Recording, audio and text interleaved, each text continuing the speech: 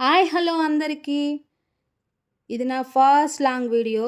నేను యూట్యూబ్ ఎందుకు స్టార్ట్ చేయాలనుకున్నాను, నా ఫస్ట్ లాంగ్ వీడియోలోనే నా స్టోరీ మొత్తం షేర్ చేసుకోవాలనుకున్నాను.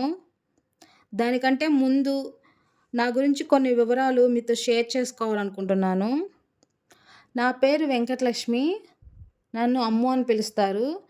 నా అసలు పేరు కంటే ముద్దు పేరు ఎక్కువ మందికి తెలుసు. మా అత్తవారి సైడ్ అయితే నా అసలు పేరు ఎక్కువ మందికి తెలియదు. నేను ఒక చిన్న పల్లెటూరులోనే పుట్టి పెరిగాను. అక్కడ దగ్గరలో ఉన్న డిగ్రీ కాలేజ్‌లోనే డిగ్రీ వరకు చదువుకున్నాను. డిగ్రీ అయిన తర్వాత అందరు ఆడపిల్లల్లాగే నాకు కూడా మ్యారేజ్ చేయాలనుకున్నారు. డిగ్రీ తర్వాత మ్యారేజ్ అయింది. ఇప్పుడు నాకు ఇద్దరు పిల్లలు. ఒక బాబు, ఒక పాప. బాబు పేరు వరుణ్, పాప పేరు జాగృతి.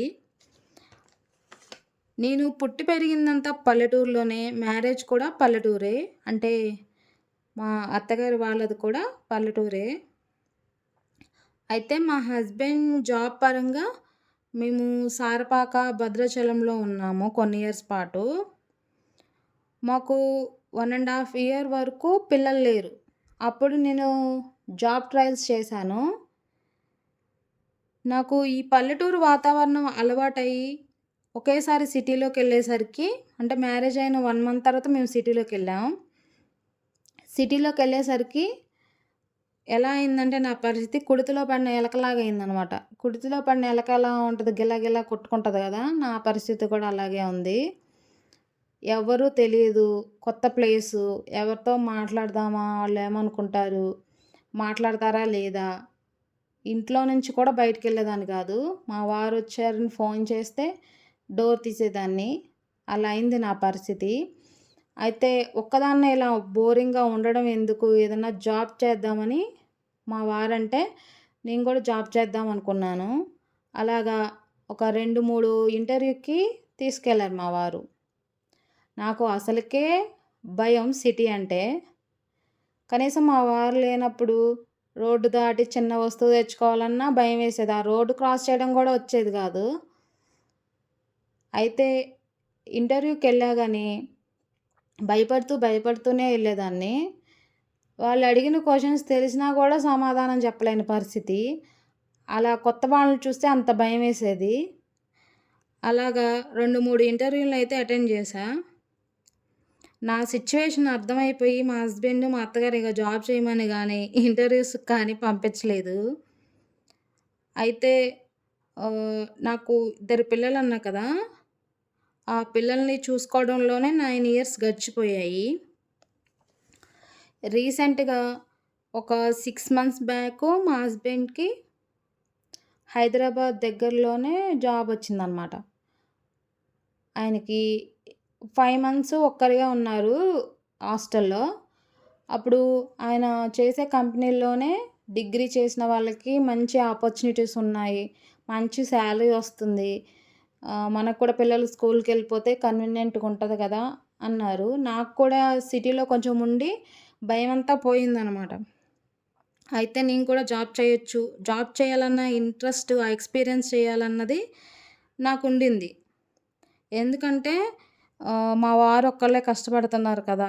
ఇప్పుడున్న సిట్యుయేషన్స్‌లో వైఫ్ అండ్ హస్బెండ్ ఇద్దరూ జాబ్ చేస్తేనే గానీ కొంచెం ఎంతో కొంత సేవింగ్స్ చేసుకోలేని పరిస్థితి కదా! ఇప్పుడు అందరి పరిస్థితి అలాగే ఉంది. అయితే మా వారికి ఎంతో కొంత హెల్ప్‌ఫుల్‌గా ఉండొచ్చు అన్న రీజన్స్‌తో నేను కూడా జాబ్ చేస్తే ఎలా ఉంటది అన్న ఇదితో జాబ్ చేయాలనుకున్నా.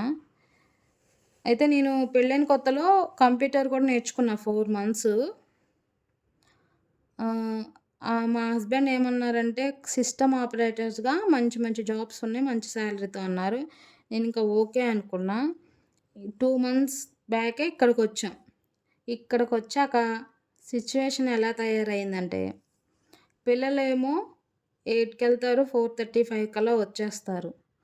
నేను జాబ్ చేయాలంటే 9:30కెళ్ళి 6:30 ఆర్ 7 అయిపోతుంది. అప్పటి వరకు ఎక్కడైనా ఉంచాలన్నా, లేకపోతే ఇంట్లో వాళ్ళని ఉంచుదామన్నా భయం.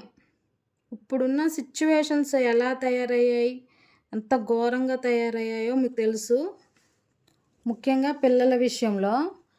పిల్లల్ని 1, 2 అవర్స్ కాదు కదా! 1 మినిట్ కూడా వదిలి ఉండలేని పరిస్థితి. వాళ్ళు కొంచెం పక్కన ఆడుకుంటున్నా సరే వాళ్ళని గమనిస్తూ ఉండాల్సినంత పరిస్థితి.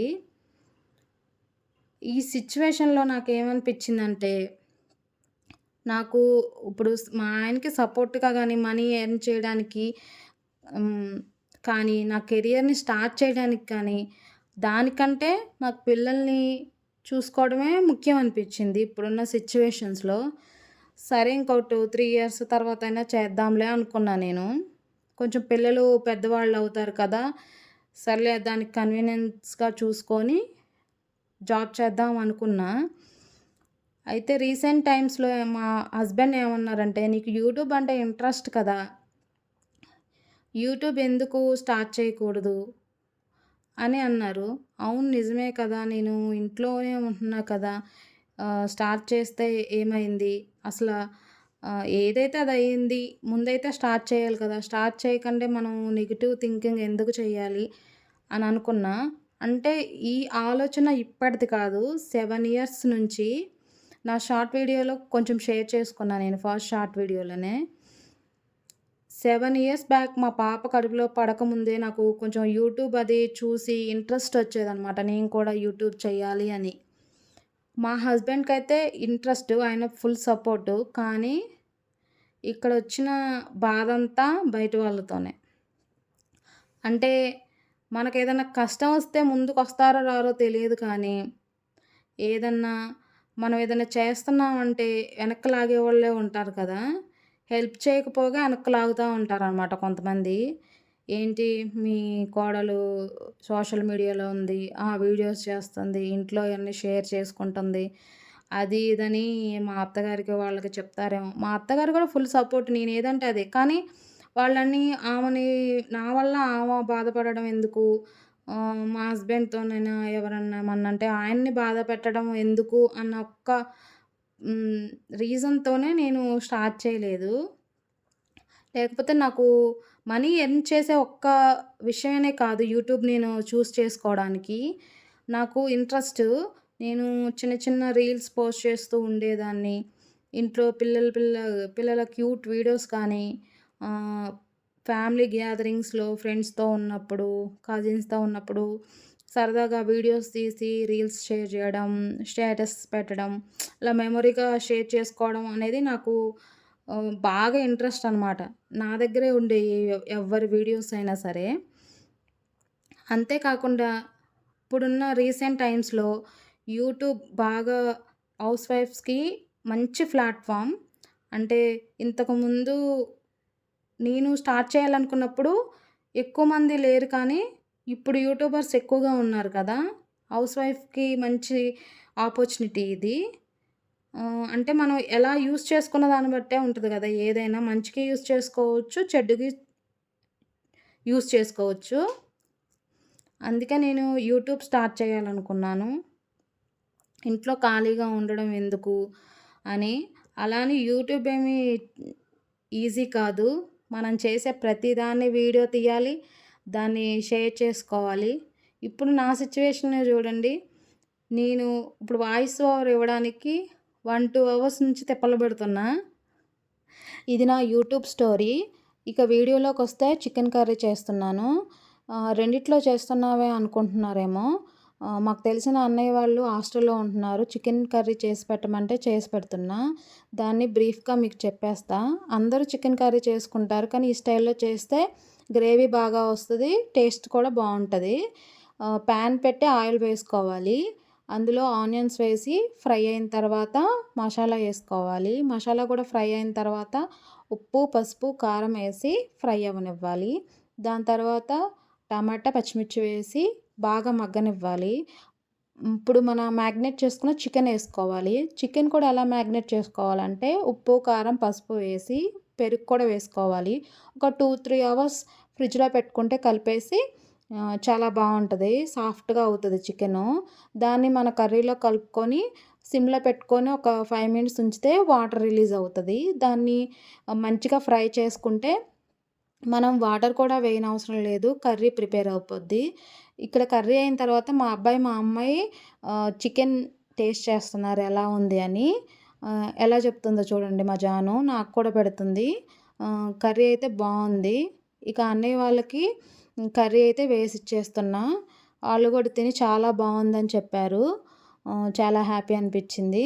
ఇక్కడ మా వారు కర్రీ ఎలా ఉందా అని టేస్ట్ చేస్తున్నారు. నాకు కూడా పెడుతున్నారు. చాలా బావుంది కర్రీ. అయితే ఇంక నేను చపాతీ చేద్దాం అనుకున్నాను. పిల్లలకైతే అన్నం పెట్టేశాను. ఇంతకీ మరి ఇందాక ఏం తిన్నారు అన్నది డౌట్ రావచ్చు. కింద హిందీ వాళ్ళున్నారు. పాపం వాళ్ళకి మిక్సీ లేకపోతే పచ్చిమిర్చి అవి మిక్సీ పెట్టిచ్చాను. అందుకని వాళ్ళు కచోరీలు చేసి పంపిచ్చారు. చాలా పంపిచ్చారు. నేనైతే వద్దులేండి ఎవరు తినరు అని 2, 3 తీసుకున్నాను. వాళ్ళు ఫీల్ అవ్వకూడదు కదా! అయితే అవి నేనెప్పుడూ టేస్ట్ చేయలేదు కచోరీలు. టేస్ట్ చేశాను. చాలా చేశారు. అయితే మా ఆయనకి నేను నాకు చపాతీ చేస్తున్నానిక్కడ. ఈ చపాతీ కూడా నాకు చేయడం వచ్చేది గాదు. దీనికి కూడా వెనకాల గూడా ఒక స్టోరీ ఉంది. అన్ని స్టోరీలు నీకే ఉంటాయా అనుకుంటున్నారేమో. నిజమేనండి. మా అమ్మ వాళ్ళ ఇంటికాడైతే మా పెద్దన్నయ్య, మా అమ్మవ్వ చేసేవాళ్ళు. నాకు అస్సలు చేయడం వచ్చేది కాదు. వంటలు కూడా నేర్చుకోలేదు మ్యారేజ్ కాకముందు. మ్యారేజ్ అయిన తర్వాతే నేర్చుకున్నాను వంటలు. మ్యారేజ్ అయిన తర్వాత మా అత్తయ్య గారు గానీ, మా హస్బెండ్ గానీ చేసేవాళ్ళు. మా హస్బెండ్ అన్ని వంటలు చేస్తారండి. నేను ఒక 4, 5 ఇయర్స్ బ్యాక్ నుంచి నేర్చుకున్నాను. ఒక 4, 5 ఇయర్స్ వరకు నేను చపాతీయే చేయలేదసలు. చేతులు నొప్పొచ్చేసాయి చేస్తే. అదే చెప్తున్నాను చపాతీ ఎంత చేశానా అని చెప్తున్నాను. ఆహ్, ఇక్కడ చపాతీ నేను పేపర్ మీద చేస్తున్నాను కదా! అలా అయితే పౌడర్ ఎక్కువ కింద పడకుండా క్లీన్ చేసుకోవడానికి ఈజీ అవుద్దనమాట. జస్ట్ ఏదైనా క్లాత్ తోటి ఇలా తుడిచేస్తే పోతది. ఈజీగా ఉంటది గదా! చపాతీ ఎప్పుడైనా సాఫ్ట్‌గా కలుపుకోవాలండి. కలుపుకునే దాన్ని బట్టే చపాతీ టేస్ట్ అనేది ఉంటది. అదే గట్టిగా కలుపుకుంటే చపాతీ గట్టిగా వచ్చేస్తాయి. సాఫ్ట్‌గా ఉండవు తినేటప్పుడు. ఆహ్, అప్పడంలా ఉంటాయన్నమాట. అందుకే సాఫ్ట్‌గా కలుపుకోవాలి. సాఫ్ట్‌గా కలుపుకుంటే తక్కువ ఆయిల్‌తో కాల్చుకున్నా గానీ చాలా బావుంటాయి. అదే చూపిస్తున్నాను. చాలా సాఫ్ట్‌గా వచ్చాయి. ఇంకా మా హస్బెండ్‌కి ఇచ్చేసి నేను గూడా తినటానికి కూర్చున్నాను. మా అమ్మాయి చూడండి హాయ్ చెప్తుంది. చపాతీ చికెన్ టేస్ట్ అయితే చాలా బావుంది. నా వీడియోస్ ఫస్ట్ టైమ్ చూస్తున్నారా? సబ్స్క్రైబ్ చేసుకొని సపోర్ట్ చేయండి ప్లీజ్.